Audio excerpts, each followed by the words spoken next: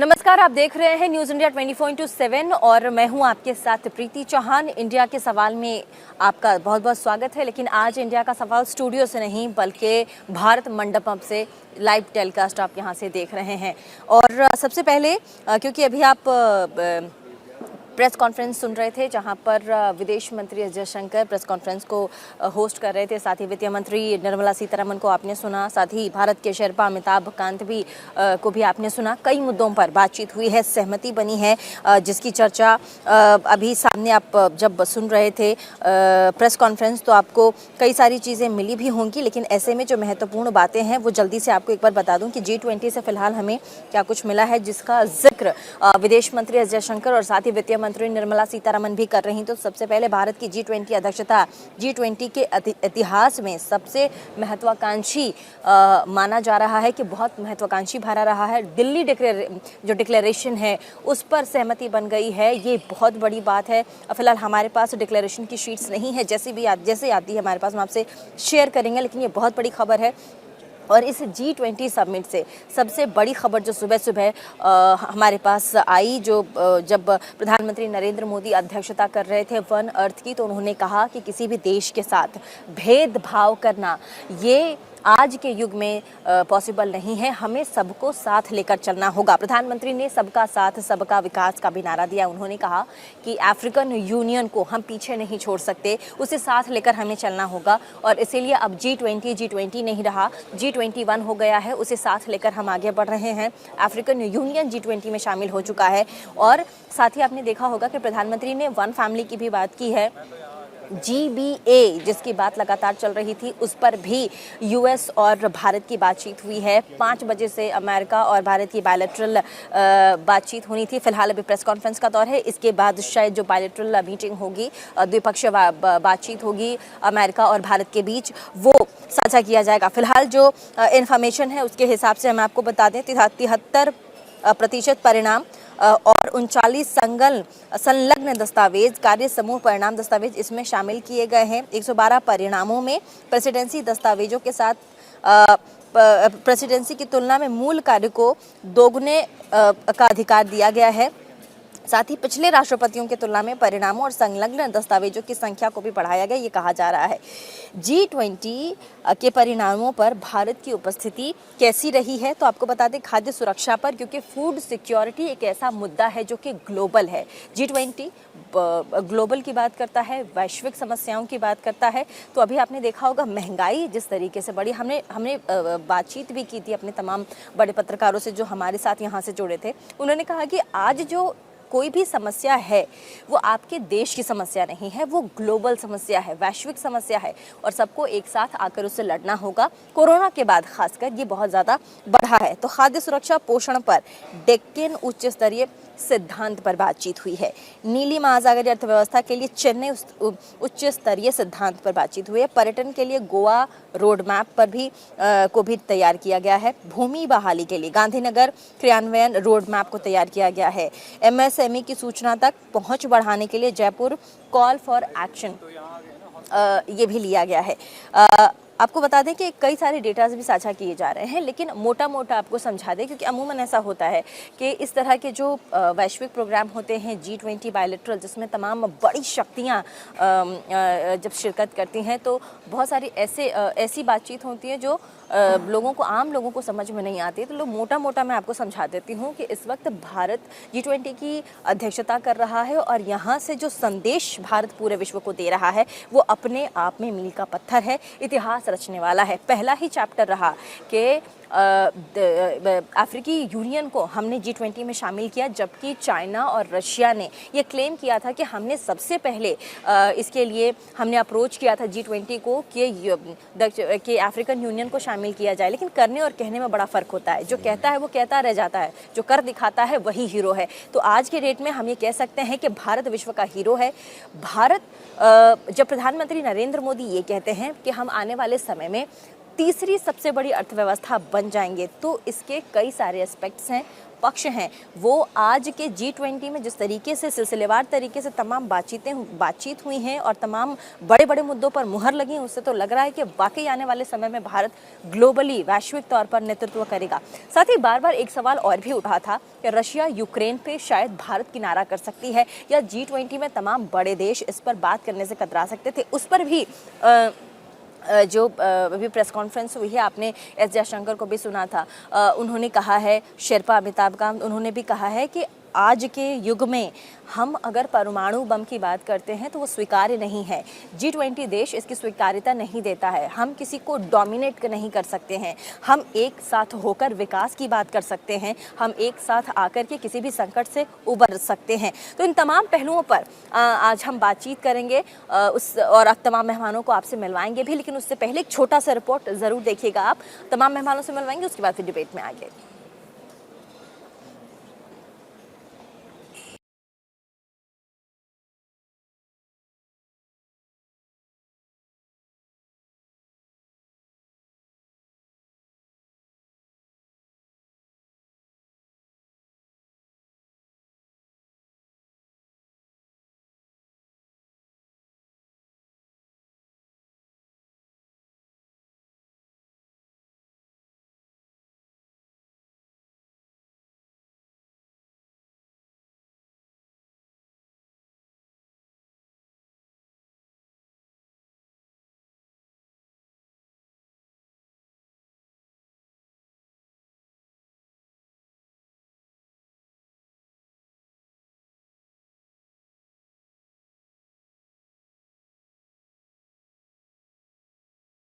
गर्मजोशी के साथ स्वागत किया।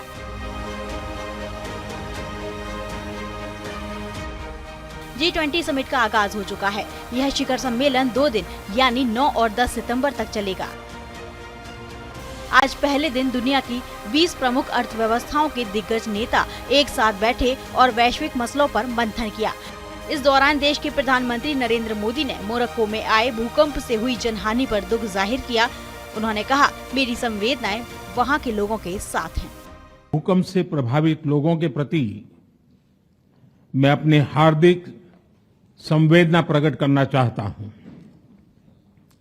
हम प्रार्थना करते हैं कि सभी इंजर्ड लोग शीघ्र स्वस्थ हो। इस कठिन समय में पूरा विश्व समुदाय मोरक्को के साथ है और हम उन्हें हर संभव सहायता पहुंचाने के लिए तैयार हैं। समिट के उद्घाटन सत्र में प्रधानमंत्री नरेंद्र मोदी ने अफ्रीकन यूनियन को G20 का परमानेंट मेंबर बनाने का प्रस्ताव रखा। बतौर अध्यक्ष पीएम मोदी ने जैसे ही इसे पारित किया, अफ्रीकन यूनियन के हेड अजाली असोमानी ने पीएम मोदी को गले लगा लिया। अफ्रीकन यूनियन को G20 में शामिल करने के लिए चीन और यूरोपियन यूनियन ने भी भारत का समर्थन किया। सबका साथ की भावना से ही भारत ने प्रस्ताव रखा था कि अफ्रीकन यूनियन को G20 की स्थायी सदस्यता दी जाए। मेरा विश्वास है कि इस प्रस्ताव पर हम सबकी सहमति है।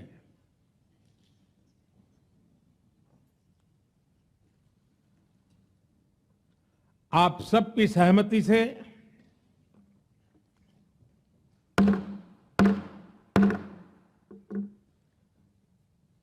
आगे की कार्रवाई शुरू करने से पहले मैं अफ्रीकन यूनियन के अध्यक्ष को G20 के स्थायी सदस्य के रूप में अपना स्थान ग्रहण करने के लिए आमंत्रित करता हूं। वहीं इससे पहले 8 सितंबर को प्रधानमंत्री नरेंद्र मोदी ने अमेरिकी राष्ट्रपति जो बाइडेन के साथ द्विपक्षीय बैठक की। ये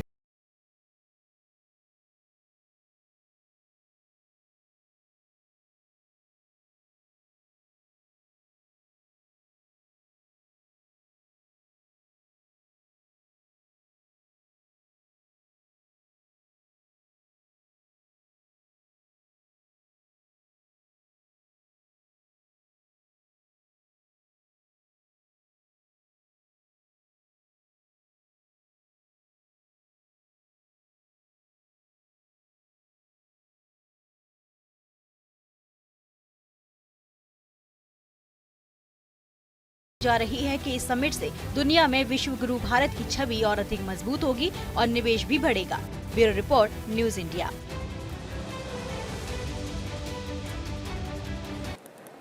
तो हमारे साथ तमाम मेहमान जुड़ गए हैं, जल्दी से स्वागत करिएगा हमारे साथ। आज के इस स्पेशल और मेगा शो में हमारे साथ हमारे मेहमान हैं प्रोफेसर अमन अग्रवाल, आईआईएफ के डायरेक्टर हैं, निदेशक हैं। बहुत बहुत स्वागत आपका। राहुल लाल, वरिष्ठ पत्रकार, हमारे साथ सीनियर जर्नलिस्ट के तौर पर बैठे हैं। बहुत बहुत स्वागत आपका। संजीव श्रीवास्तव, विदेश मामलों के जानकार हैं, फॉरेन एक्सपर्ट हैं, आपका भी बहुत बहुत स्वागत है। साथ ही अश्विनी राणा जी हैं, वित्त मामलों के जानकार हैं, आपका भी बहुत बहुत स्वागत। आप सभी का हमारे इस स्पेशल प्रोग्राम में बहुत बहुत स्वागत है। और सबसे पहले हम शुरुआत करेंगे क्योंकि आज पॉलिटिकल बहुत सारी खबरें छोटी मोटी आई हैं, लेकिन आज उस पर ना जाते हुए, क्योंकि भारत का जो आज दिन है वो बहुत महत्वपूर्ण है G20 की अध्यक्षता के लिहाज से। हम उन जो राजनीतिक खबरें उनको छोड़ करके अगर आज हम आगे बढ़ें तो वो बहुत अच्छा होगा। सबसे पहले प्रोफेसर अमन अग्रवाल, जो आईआईएफ के निदेशक हैं, उनसे मैं जानना चाहूँगी कि कई चीज़ों पे सहमति बनी है। भारत ने जिस तरीके से अध्यक्षता की है वो अपने आप में बहुत बड़ी बात है।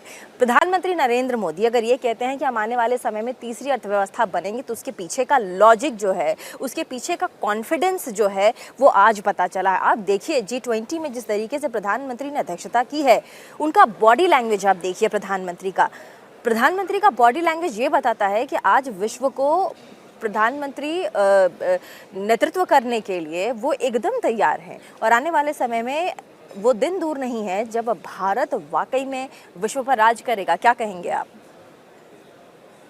ये आपने बहुत अच्छी बात की कि जो हिंदुस्तान का पर्सपेक्टिव है और प्रधानमंत्री मोदी जी का जो रूप है बहुत अच्छे से रखा गया है। और G20 के जितने के सदस्य मेंबर्स आए हैं, उसके अलावा और भी राष्ट्रपति आए हैं, जैसे आपने जो उनका सहमत है।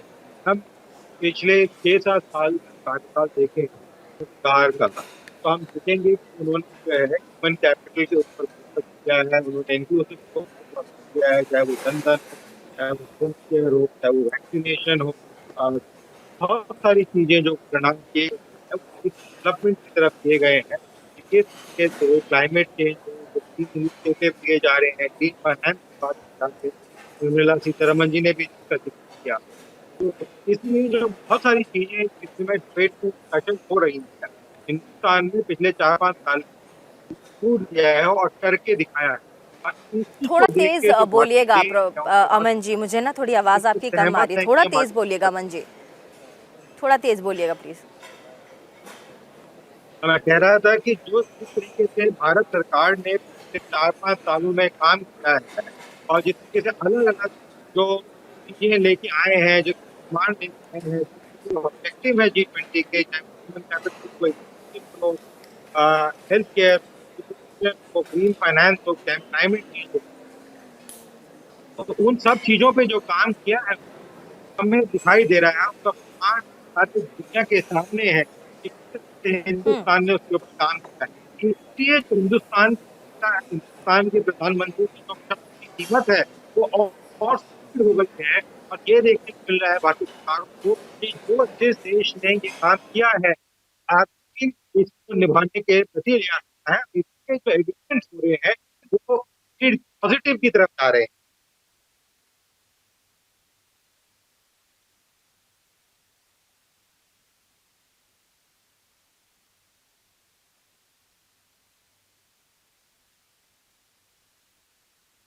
देश मामलों के जानकार हमारे साथ बैठे, उनका रुख कर लेते हैं। संजीव श्रीवास्तव जी, आपका बहुत बहुत स्वागत। और लगातार हमने अभी 2-3 दिनों से हम G20 की बात कर ही रहे हैं। हमने वैश्विक पटल पर भारत की छवि को बदलते देखा है।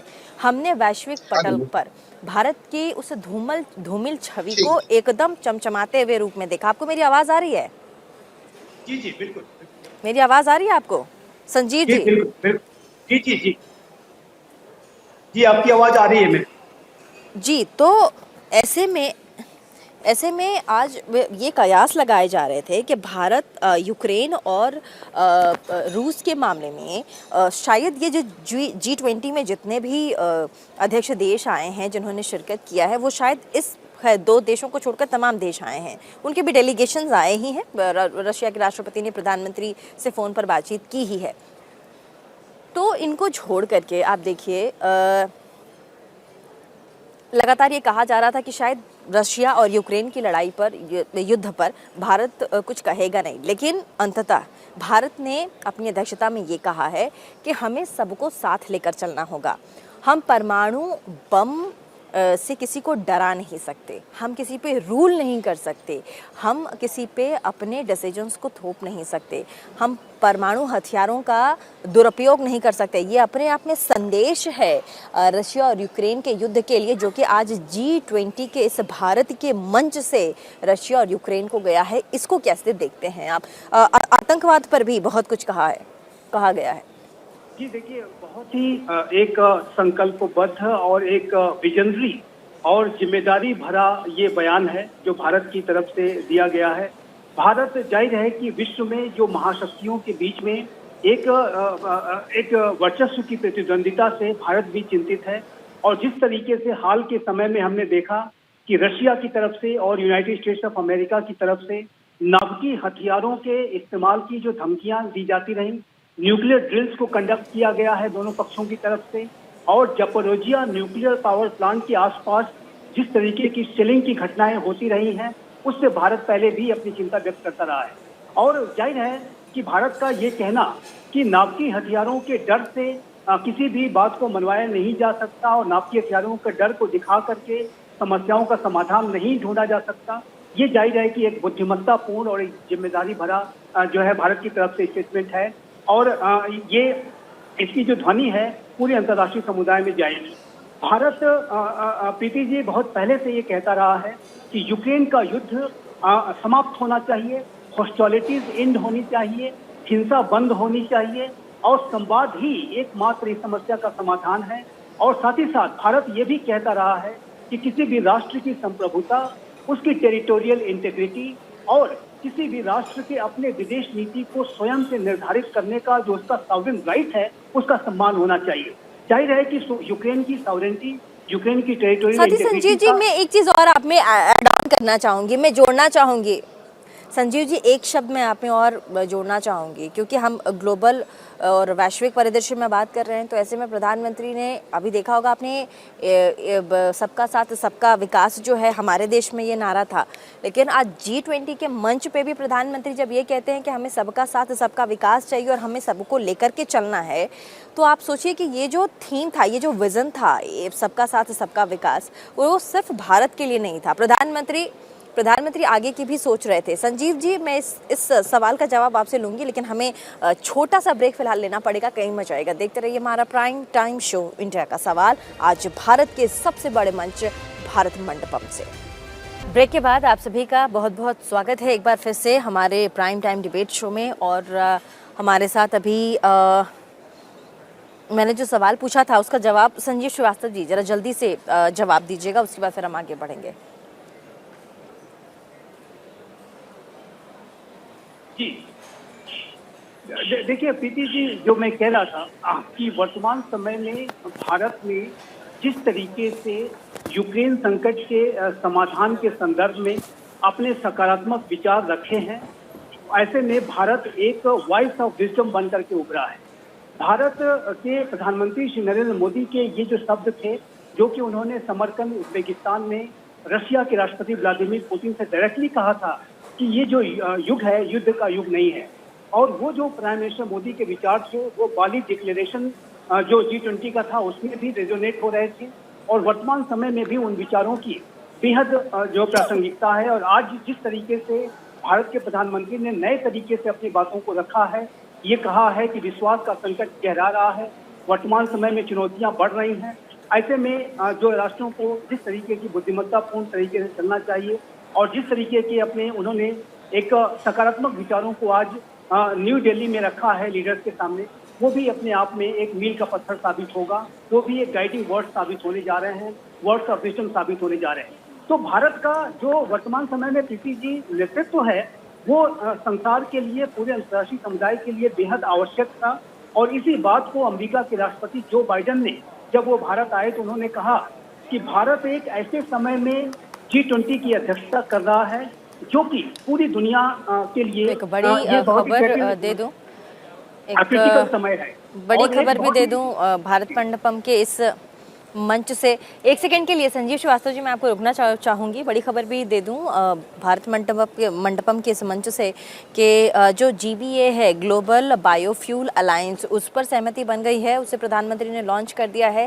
साझा फोटोग्राफी की बात हो रही थी, उस फोटोग्राफी को भी आपने चैनल में देखा होगा, स्क्रीन पर देखा होगा। मैं यहाँ हालांकि नहीं देख पा रही हूँ। मेरे सामने जो यहाँ पर भारत मंडपम के अंदर जो ऑफिशियल जो भारत सरकार की तरफ से लगाया गया है, उसमें साझा तस्वीरें सामने आ रही हैं, जिसमें प्रधानमंत्री नरेंद्र मोदी ग्लोबल गुड्स के लिए ब्लेंडिंग मिक्स निकालने पर काम किया जाएगा और साथ ही एनर्जी सप्लाई इससे बनी रहेगी, क्लाइमेट भी सुरक्षित रहेगा, इसीलिए ग्लोबल बायोफ्यूल अलायंस लॉन्च किया गया है। वो ये उन्होंने कहा है। भारत सबको इससे जुड़ने के लिए आमंत्रित करता है। आपने तस्वीरें भी देखी होगी और ये बहुत बड़ी बात है कि भारत इतने विस्तृत आकार में दुनिया को देख रहा है कि आप जो बायोफ्यूल है उससे आप जुड़िए और साथ ही जो पर्यावरण है उसको हम कैसे सुरक्षित रख सकते हैं। और देखिए, क्लाइमेट चेंज एक बहुत बड़ा मुद्दा भी बन करके हम सबके बीच उभरा है, हमने देखा है। हम विश्व की अगर बात नहीं भी करें, अगर सिर्फ हम भारत की भी बात करें, तो सबसे ज़्यादा इस साल क्लाइमेट चेंज की जो मार है वो भारत ने भी झेला है। उसका उदाहरण आप देख सकते हैं कि जितनी ज़्यादा बारिश इस साल, खुद जहां भी भारत मंडपम में ये समायोजन हो रहा है, ये शिखर सम्मेलन हो रहा है, वह सबसे ज़्यादा बारिश गर्मी के मौसम में हुई है, जबकि यहाँ गर्मी बहुत ज़्यादा होती है, बारिश बहुत कम होती है। हिमाचल के इलाकों में, पहाड़ के इलाकों में इतनी ज़्यादा बारिश हुई, बेमौसम बारिश हुई है कि पहाड़ पूरा का पूरा राज्य ख़त्म हो गया है। आपने कई दूर दराज के इलाके गुजरात और राजस्थान में देखा होगा कि सूखे के मार से बहुत सारे ऐसे ज़िले हैं जो उबर नहीं पाए हैं। ऐसे में ये जो हमारे पास अभी ग्लोबल बायोफ्यूल अलायंस है, संजीव जी, ये कैसे काम करेगा? माफ़ कीजिएगा, ये इस सवाल का जवाब मैं राहुल लाल जी से लेना चाहूँगी। ग्लोबल बायोफ्यूल अलायंस जो आज प्रधानमंत्री ने लॉन्च किया है, साथ ही उन्होंने तमाम देशों के साथ मतलब इस पर उन्होंने एक साथ होकर के अपना मत भी जाहिर किया है। इसे आप कैसे देखते हैं?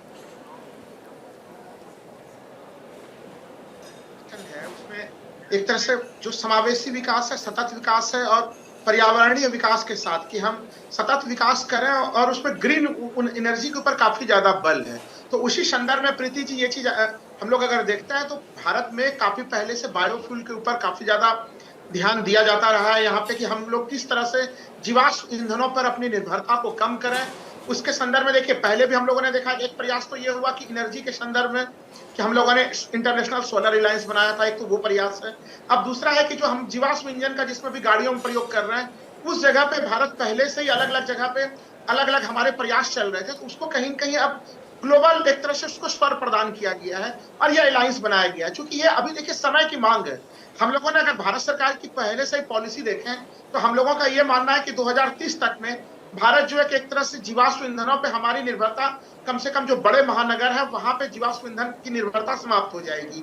तो उस दृष्टि से हमें जीवाश्म ईंधन के विभिन्न विकल्पों की तरफ जाना पड़ेगा, जिसमें कि एक तरह से बायोफ्यूल एक महत्वपूर्ण घटक है, वो यहाँ पे सम्मेलन में दिखाई दे रहा है। प्रीति जी, एनर्जी को लेके तो जो आप देख रहे हैं, जो एक बड़ा सा ब्रेकिंग न्यूज आपने अपने तरफ से दिया भी है, जो हम लोग अभी प्रेस कॉन्फ्रेंस में भी सुन रहे थे, लेकिन साथ ही साथ एक चीज और हम लोग को देखना पड़ेगा आज, जिसकी भूमिका में आपने शुरुआत में कहा भी था कि यहाँ पे कहीं कहीं G20 का G21 बन जाना, एक तरह से इसमें अफ्रीकी यूनियन का मेंबर बन जाना। क्योंकि देखिए, जब हम लोग बात करते हैं ग्लोबल साउथ को लेके, जब बात करते हैं तो फिर ये घटनाक्रम काफी महत्वपूर्ण होता है। और सोचिए कितना महत्वपूर्ण है कि चीन जो है कि श्रेय लेने के होड़ में भी शामिल हो चुका है। आप रूस के शेरपा की तरफ से भी बयान आया है, लेकिन ये चीज तो बिल्कुल मैं उस बात से सहमत हूं कि जब इस समय ये सम्मेलन चल रहा है और इस समय की ये उपलब्धि है, तो ये उपलब्धि कहीं कहीं भारत के माथे पे ही जाएगा। इस उपलब्धि को दूसरे देश नहीं ले सकते। और अगर हम लोग अतीत भी देखते हैं कि भारत और अफ्रीका के संबंधों के अतीत को देखें हम लोग, तो जिस तरह से 50 के दशक के साथ ही अफ्रीका के साथ हमारे बेहतर संबंध थे, वहां पे अगर उपनिवेश बने हुए थे, उन उपनिवेशों को हटाना, वहां पे कहीं कहीं अलग अलग प्रेरणा प्रदान करना, जबकि पश्चिमी देश या फिर चीन सरीखे देशों ने वहां पे रुचियां तब लेना प्रारंभ किया जब उनको लगा कि वहां पे रिसोर्सेज काफी ज्यादा है, उसको कब्जा करने का प्रयास था। यूरोप ने तो उसे उपनिवेश ही बना के रखा था। लेकिन भारत के पूरे अब तक के जो कि नीतियों ने स्पष्ट कर दिया कि वह अफ्रीका के साथ एक फ्रेंडली संबंध चाहता है, वह वहां पे संसाधनों के लूट खसोट में शामिल नहीं है। और यही कारण है कि आज भारत को इतनी बड़ी सफलता मिली है और भारत एक तरह से साउथ ग्लोबल लीडर के रूप में भी उभर के आ रहा है। जब आप लीडरशिप के रूप में उभर के आते हैं तब फिर आप अपने तरफ से कुछ अच्छे पॉइंट भी देते हैं तो उसमें सर्वसहमति बहुत आसानी से बन जाती है। और आज हम लोग देख रहे हैं ये आसान चीज नहीं है। अलग अलग 83 पैराग्राफ्स का आपका डिक्लेरेशन का पूरा डिक्लेरेशन के पैराग्राफ्स हैं और उसको सर्वसम्मति से आपने विस्तार से पारित किया है, जहां पे कि रूस और यूक्रेन के पूरे संघर्ष चल रहे हैं। पूरे दुनिया दो हिस्से में बटी। हम लोगों ने देखा था बाली के मामले में बड़े अंतिम समय में किसी तरह से छोटा सा जो है कि सर्वसम्मति के निष्कर्ष पे उस समय के सदस्य देश पहुंच पाए थे। लेकिन आज उन मामलों को लेते हुए भी एक सोचिए कि उस स्टैंड पे, हालांकि वो पूरा का पूरा जब ड्राफ्ट वो पूरा का पूरा डिक्लेरेशन जब हम लोगों के सामने में आएगा चीजें और स्पष्ट होंगी, लेकिन उसमें कहीं कहीं यूक्रेन के मामले को भी लिया जाए। फिर भी ना तो आपत्ति उसमें अमेरिकी खेमे को है, ना तो रूस के खेमे को कोई आपत्ति है। तो ये दिखाता है कि जब आप निष्पक्ष और तटस्थ होकर विदेश डिक्लेरेशन नहीं, मेरे पास डिक्लेरेशन आ गई। राहुल जी मेरे पास ना डिक्लेरेशन आ गई, एक बार मैं आपको पढ़ के भी सुना देती हूँ। डिक्लेरेशन है न्यू दिल्ली लीडर्स डिक्लेरेशन, जो कहता है कि मजबूत, टिकाऊ, संतुलित और समावेशी विकास की बात करता है। एसडीजी पर प्रगति में तेजी लाना, ये महत्वपूर्ण बात होगी। सतत भविष्य के लिए हरित विकास समझौता, ये डिक्लेरेशन कहता है। साथ ही 21वीं सदी के लिए बहुपक्षीय संस्थान की बात ये दिल्ली डिक्लेरेशन करता है। बहुपक्षवाद को पुनर्जीवित ये डिक्लेरेशन करता है। तो इसका जवाब मैं अश्विनी राणा जी भी हमारे साथ बैठे हुए हैं, उनसे लेना चाहूँगी। दिल्ली डिक्लेरेशन को आप कैसे मील का पत्थर देखते हैं?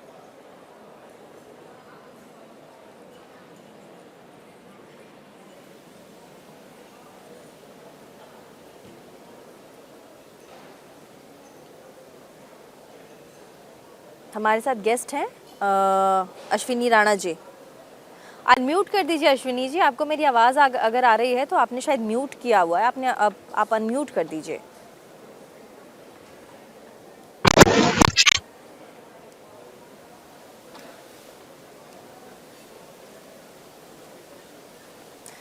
चलिए, हमारे साथ अश्विनी राणा जी से हम संपर्क साधने की कोशिश करेंगे।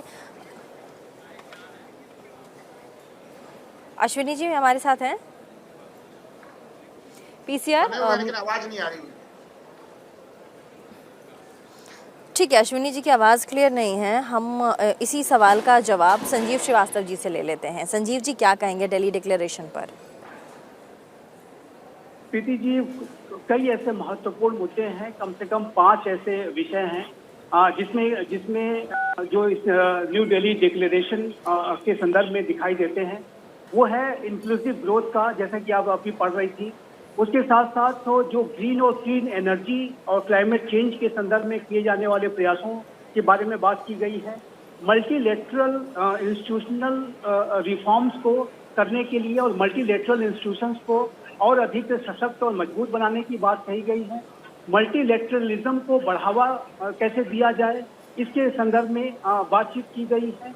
और जाहिर है कि जो इस तरीके के जो वर्तमान समय में विषय हैं, वो अंतर्राष्ट्रीय समुदाय में अगर इसके ऊपर अमली जामा इस पे अगर अंतर्राष्ट्रीय समुदाय पहनाता है तो ये पूरे विश्व की व्यवस्था के लिए अच्छा होगा, विश्व के जो रूल्स बेस्ड ऑर्डर के लिए अच्छा होगा।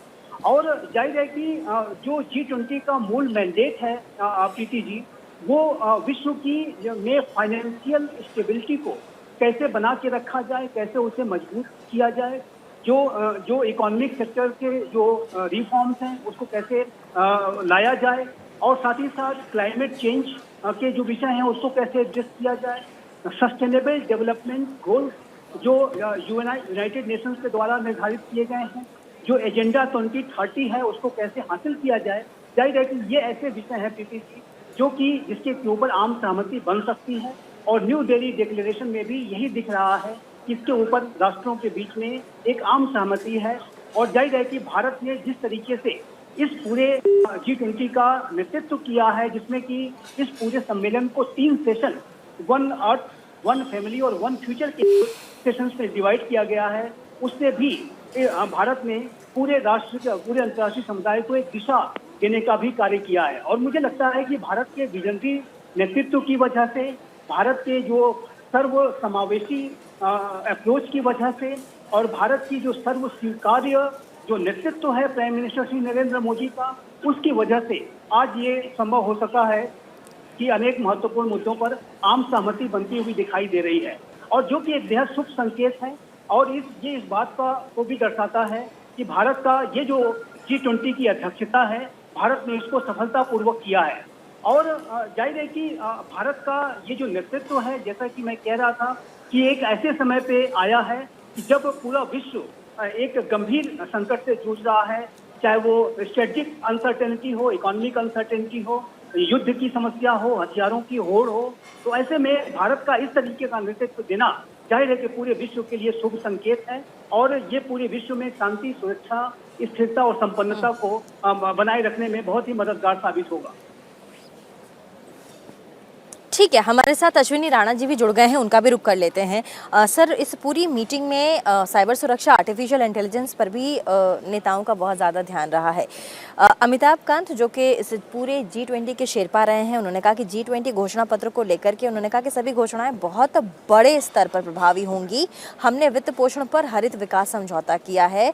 साथ ही उन्होंने ये भी कहा कि महिला नेतृत्व वाले विकास पर ध्यान दिया जाना बहुत प्रमुख उपलब्धियों में से एक रहा है। इसके अलावा G20 नेताओं का एक्सेलेंसीज, इस स्पेशल इवेंट में आप सबका हार्दिक स्वागत है। मेरे मित्र राष्ट्रपति बाइडेन के साथ इस इवेंट को को-चेयर करते हुए मुझे हार्दिक खुशी हो रही है। आज हम सब ने एक महत्वपूर्ण और ऐतिहासिक समझौता संपन्न होते हुए देखा है। आने वाले समय में यह भारत, पश्चिम एशिया और यूरोप के बीच इकोनॉमिक इंटीग्रेशन का प्रभावी माध्यम होगा। यह पूरे विश्व में कनेक्टिविटी और विकास को सस्टेनेबल दिशा प्रदान करेगा। मैं हिज एक्सेलेंसी राष्ट्रपति Biden, his royal highness crown prince and prime minister Mohammed bin Salman, his royal highness राष्ट्रपति Sheikh Mohammed bin Zayed, his excellency राष्ट्रपति Macron, his excellency chancellor Scholz, her excellency प्रधानमंत्री Meloni और her excellency president von der Leyen, इन सबको इस initiative के लिए मैं बहुत बहुत बधाई देता हूं। फ्रेंड्स, मजबूत कनेक्टिविटी और इंफ्रास्ट्रक्चर मानव सभ्यता के विकास का मूल आधार है। भारत ने अपनी विकास यात्रा में इस विषय को सर्वोच्च प्राथमिकता दी है। फिजिकल इंफ्रास्ट्रक्चर के साथ साथ सोशल, डिजिटल तथा फाइनेंशियल इंफ्रास्ट्रक्चर में अभूतपूर्व पैमाने पर निवेश हो रहा है। इससे हम एक विकसित भारत की मजबूत नींव रख रहे हैं। हमने ग्लोबल साउथ के अनेक देशों में एक विश्वसनीय पार्टनर के रूप में energy, railway, water, technology parks जैसे क्षेत्रों में इंफ्रास्ट्रक्चर प्रोजेक्ट्स इंप्लीमेंट किए हैं। इन प्रयासों में हमने डिमांड ड्रिवन और ट्रांसपेरेंट अप्रोच पर विशेष रूप से बल दिया है। PGII के माध्यम से हम ग्लोबल साउथ के देशों में इंफ्रास्ट्रक्चर गैप को कम करने में महत्वपूर्ण योगदान दे सकते हैं। फ्रेंड्स, भारत कनेक्टिविटी को क्षेत्रीय सीमाओं में नहीं मापता। सभी क्षेत्रों के साथ कनेक्टिविटी बढ़ाना भारत की मुख्य प्राथमिकता है। हमारा मानना है कि कनेक्टिविटी विभिन्न देशों के बीच आपसी व्यापार ही नहीं, आपसी विश्वास भी बढ़ाने का स्रोत है। कनेक्टिविटी इनिशिएटिव्स को प्रमोट करते हुए कुछ मूलभूत सिद्धांतों का सुनिश्चित किया जाना महत्वपूर्ण है, जैसे अंतर्राष्ट्रीय नॉर्म्स, रूल्स तथा लॉज का पालन, सभी देशों की संप्रभुता और क्षेत्रीय अखंडता का सम्मान, डेट बर्डन की जगह फाइनेंशियल वायबिलिटी को बढ़ावा देना और पर्यावरण के सभी मापदंडों का पालन करना। आज जब हम कनेक्टिविटी का इतना बड़ा इनिशिएटिव ले रहे हैं, तब हम आने वाली पीढ़ियों के सपनों के विस्तार के बीज बो रहे हैं। मैं इस ऐतिहासिक अवसर पर सभी लीडर्स को मैं बहुत बहुत शुभकामनाएं देता हूं और सबका बहुत बहुत धन्यवाद करता हूं। Thank you, sir.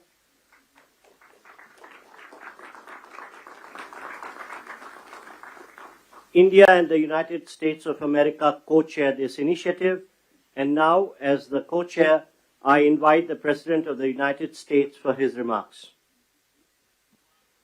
Well, ladies and gentlemen, thank you, all my colleagues. This is, someone once said in a similar domestic action that was positive, this is a big deal. This is a real big deal. And I want to thank you, Mr. Prime Minister. One Earth, one family, one future. That's the focus of this G20 summit. And in many ways, it's also the focus of this partnership that we're talking about today.